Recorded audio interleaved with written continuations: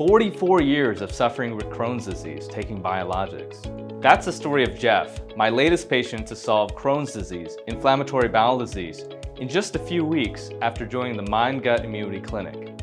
Now, this interview is a bit slow-paced, but there's lots of valuable information and you're going to want to watch till the end.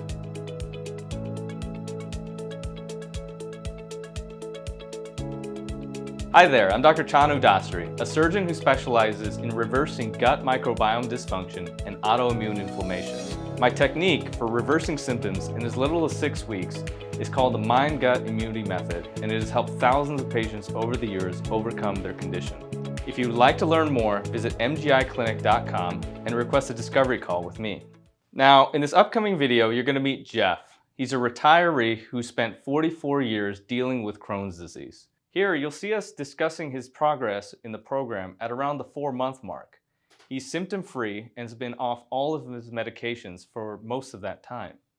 And that's a great achievement considering he's had this disease for 44 years and has been on biologics, steroids, and mesalamine up to this point. All of these results were achieved using the Mind-Gut Immunity Method, a program that optimizes diet, digestion, sleep, stress, and exercise to achieve a healthy gut microbiome and reverse autoimmune inflammation. So let's get started. All right, Jeff, how are we doing? I'm doing great, Doc. Great. No complaints.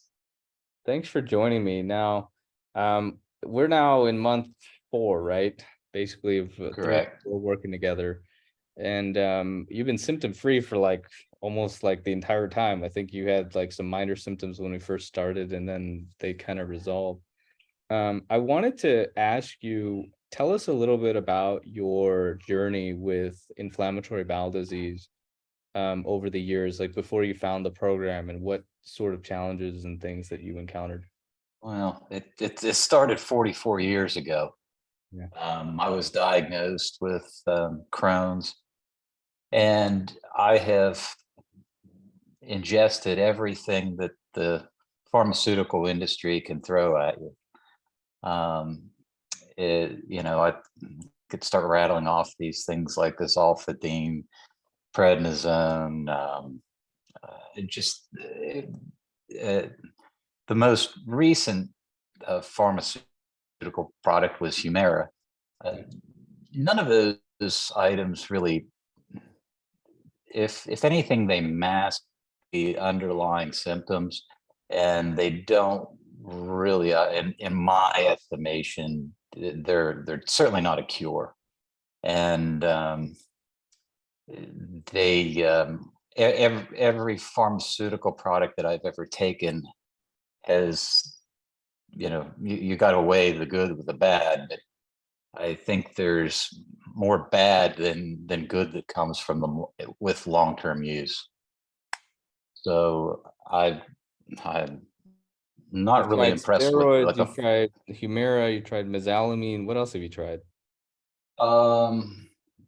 In addition to the pharmaceutical things, I've tried a number of diets, elimination diet, but I didn't really have a structure to follow, and I didn't have somebody to call upon when I had a question.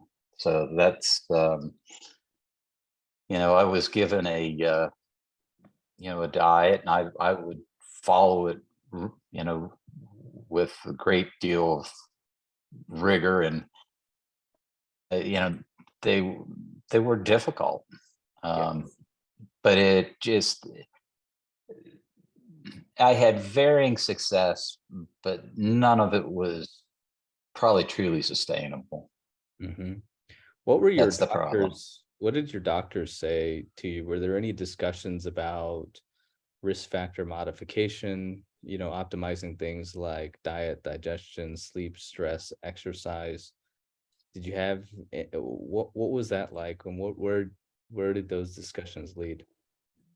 They led absolutely nowhere, because that never really happened with the gastro doctors that I had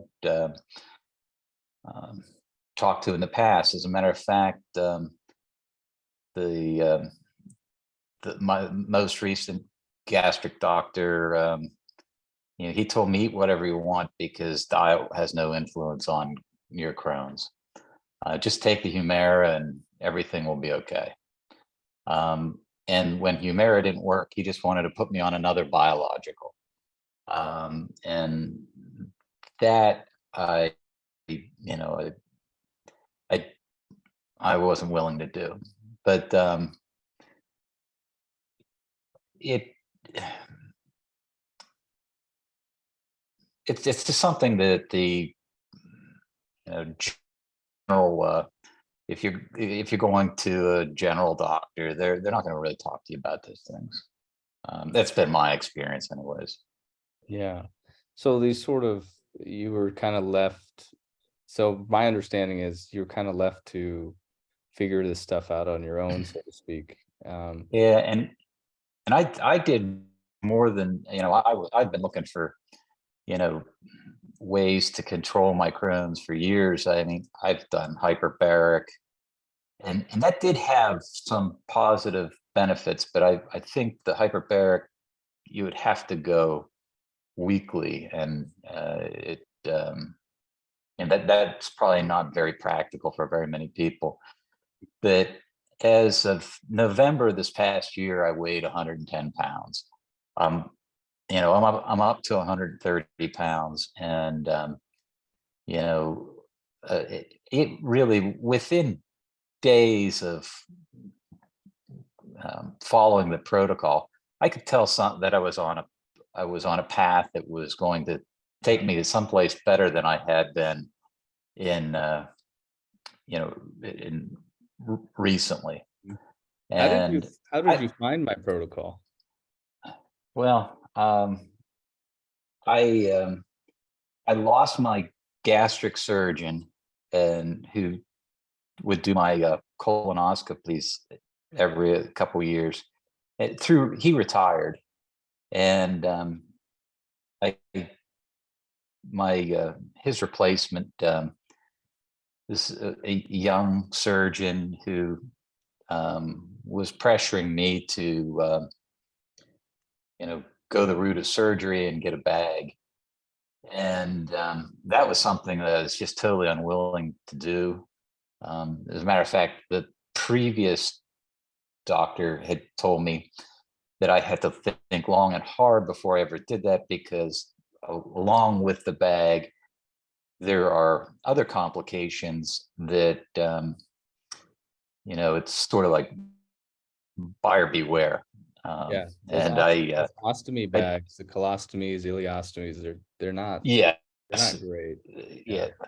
no, and it's something that, I was, chasing all kinds of various potential remedies. The other one that I was contemplating going over the UK to do was the fecal transplants, Mhm. and it scared me quite a bit because um, they're if you look into it a little bit, there's some possibilities, some pretty catastrophic things happening. Mhm. It's like For way too example, if your donor has something, you're going to get it. Um, it was too so you high better risk. know who your donor is. Better know who your donor is, but it sounds like the fecal transplant for you was a no-go because it was too high a risk, too many unknown variables. And that I couldn't really get it done here in the US. I guess the Mayo Clinic was doing it, and the university here, UVA, was they're tinkering around with it. That I was on a wait list, never Yeah. got a call.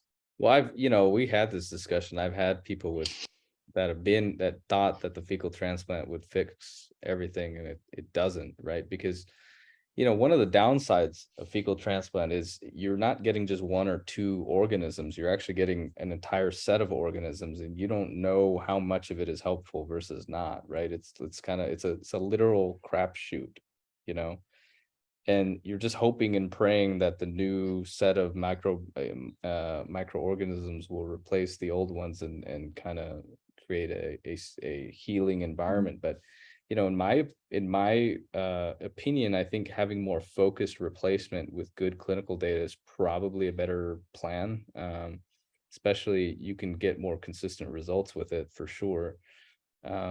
So I think, the more targeted approach, in my opinion, gets more consistent results. But, I also am seeing the people that are failing the fecal transplants. I mean, I've had tons of patients that try and fail. And so, yeah, it's just a very interesting area. I think, they're now coming out with more and more studies about these patented strains, which I think is a more promising avenue. And that's sort of what my philosophy has been, is more targeted replacement. Well, I was in a very desperate place, and I would say I was pretty much a carnivore, and probably 75 to 85% of the food that I was ingesting was a meat protein. Oh, you did the And carnivore, you did the carnivore diet? no, I didn't do the carnivore diet, but I I might as well have been. Um, I I had contemplated the carnivore diet, but it's just I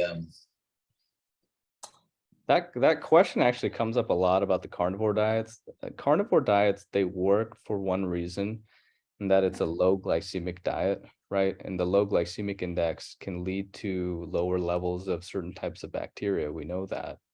But it requires it to be a sustained nearly 100% kind of compliance, right? So you can't just do carnivore on occasion, or even like most of the time. You pretty much have to do it all the time. And even those people that do quote unquote carnivore, like you said, not all of them get better. And so, it is good for reducing inflammation, but in terms of a long-term strategy, I don't know how successful it's been. I just know that people in my clinic have done better on a phytonutrient diet, which is like kind of almost even the opposite. But I've had tons of people have good success in the past with carnivore type diets, but the real question is how long they can maintain it and for what duration. So yeah, it's a very interesting topic. And I get that question a lot, like, do carnivore diets work? Answer is yes, they do, right? But it requires a higher degree of compliance than you may even think. You're not going to get those results with the 75% compliance, right? You're going to get those results with maybe 100% compliance, but it's not guaranteed, So yeah, I echo your statements. Now, I think a diet that's low glycemic, right, is always a good idea, right? So the phytonutrient diet, the one we really, lean into, it's a low glycemic diet. So you get a lot of the benefits of a carnivore, plus you get obviously all the plant-based micronutrients that most people are deficient in. And as you know, when you're deficient in those phytonutrients, you get inflammation, you get autoimmune. And so these things are very important for resetting the gut microbiome, for reducing inflammation. And if you're not getting these things in the diet in large amounts, it can be a problem. yeah, I see how this potentially, could work on things other than um, Crohn's and other ailments. That I the things that I had neuropathy. I had a botched surgery from a fissure that had seeped or oozed fluid for half a dozen years. Um, I had aches and pains, and it just it. And I'm missing. I'm leaving out a number of things, I'm afraid. Uh, but it's amazing how many things have improved. Um, and it's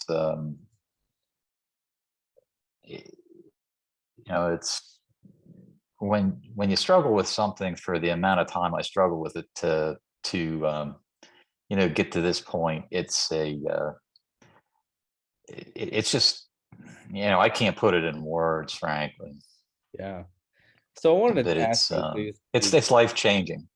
yeah, yeah. You notice basically a complete remission. I mean, so you basically solve the inflammation in a very short period of time.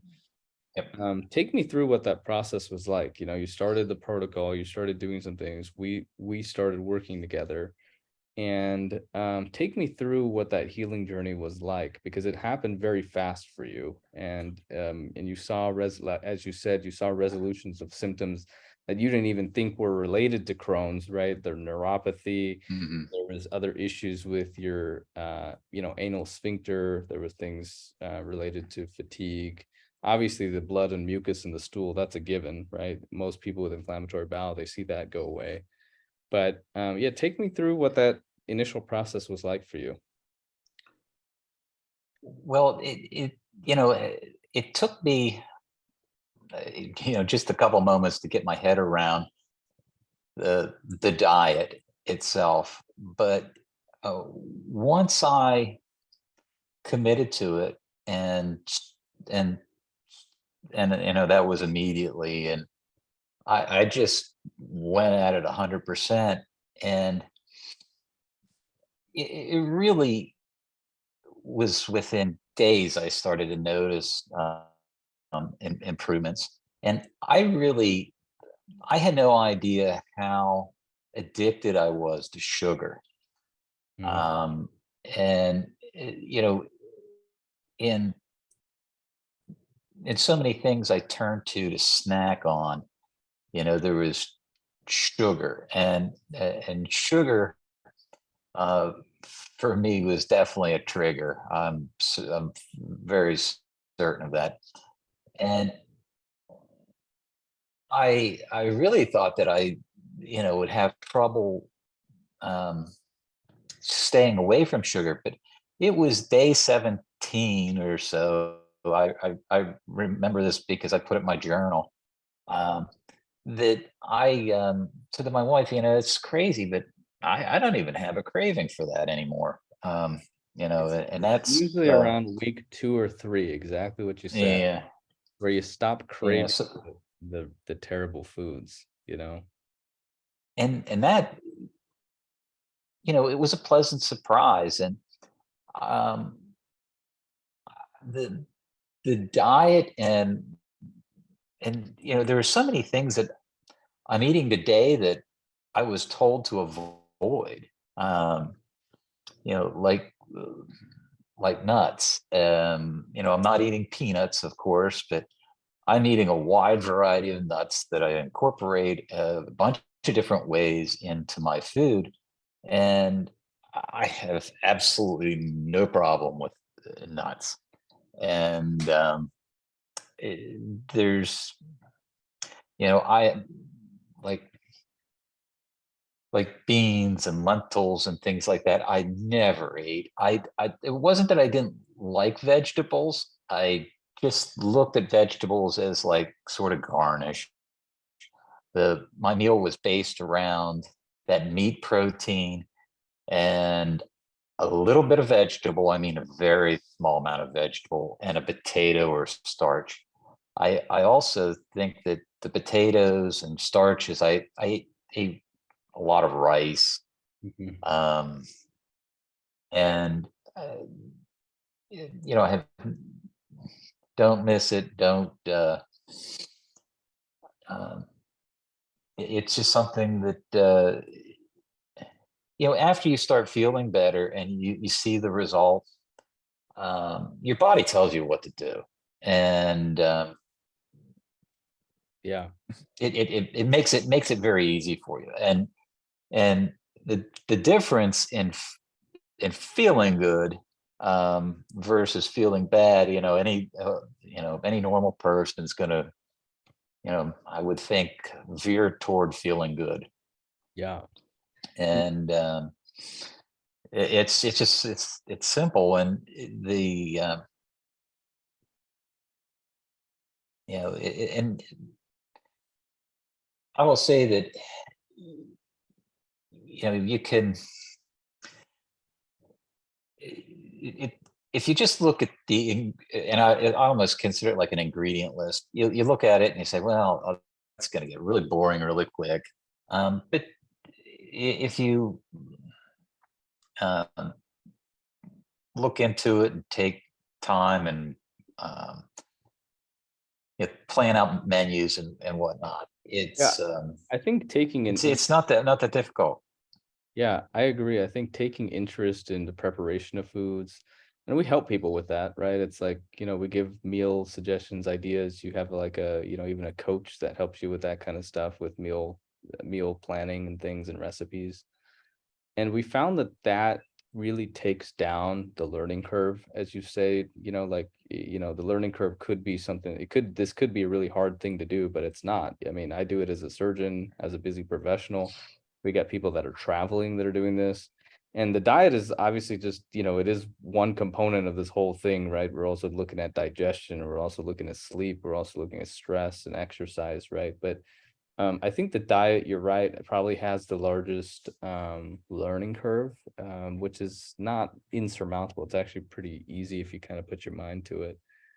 And you notice obviously you got better within days, if not weeks. And so if what did you do with now that you had all this energy? Like, how did you notice some other changes in your life? Like, how have you been enjoying this time? How have you been enjoying your recovery? What are some Well, changes? you know, I played golf in college, and throughout my adult life, I played a lot of golf. I'm not even that crazy about it anymore, but I've been able to go out and play golf. I haven't played golf in over a year. Okay. What I really enjoy doing is today is hiking, and I'm doing between 5 and 8 miles a day. And if you ever get to Richmond, there's native trails along the James River. Mhm. It's beautiful, and it's every day is something different. Yeah, that's great. I know when we And first worked together, the fatigue was pretty bad. Like the fatigue was insurmountable at that time. yeah, I felt like I had trouble keeping, I had no stamina whatsoever, and it made doing some pretty mundane things difficult. But you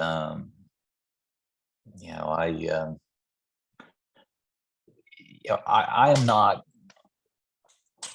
walking as much as I even could. I'm trying to limit it because I don't want to burn too many calories. But you know, when I'm only doing 5 miles a day, I'm doing it with some intense climbing. Yeah. So I walk a mile, and then I'm climbing what would be the equivalent of 7 8 flights of stairs. So it it's just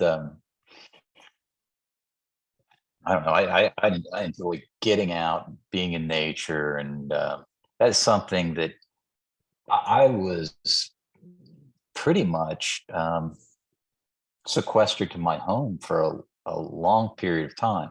And Hmm. I was fortunate in that I could do my job from home, but I would have had to have go on disability or something if I had a normal job. Yeah. I mean, it was you know it it yeah, back when I was 110 pounds in November, I didn't think I was about ready to cash it in. Oh Um, wow. Yeah. I Desperate. didn't think there was anything that was gonna improve my plight. Have a Yeah, So and thank you for sharing your story.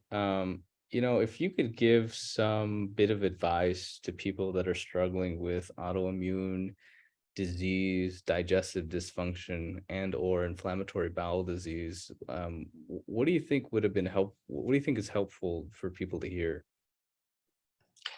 I I I firmly believe that today, if you're going to see even a specialist, um, pharmaceuticals are not the answer. They're going to maybe mask or um, mitigate your symptoms to some degree, but they're not a long-term solution. But eating, a proper diet and following the protocol has it's not difficult. Um, it's far better than taking a handful of pills or injecting yourself with Humira. There's no, I don't see any downside to eating right, and there's the upside is just so if you do it and you stick to it for just a couple weeks, you'll be able to make up your own mind quickly, and it's once you start feeling better, you want to continue down that path. Yeah. And anybody that has struggled with Crohn's, and it can be a real battle at times, will definitely appreciate it. Well, thank you. We'll probably end it on that. So I hope you enjoyed that segment. Now, I realized that the interview was a little bit slower paced than usual, but his story has a lot of valuable lessons for people suffering with inflammatory bowel disease. Also, if you enjoyed this video, don't forget to like and subscribe. And if you think this video will help someone you know, please share it with them. As always, I'm Dr. Chanu Dasari with the Mind Gut Immunity Clinic, and I'll see you next time.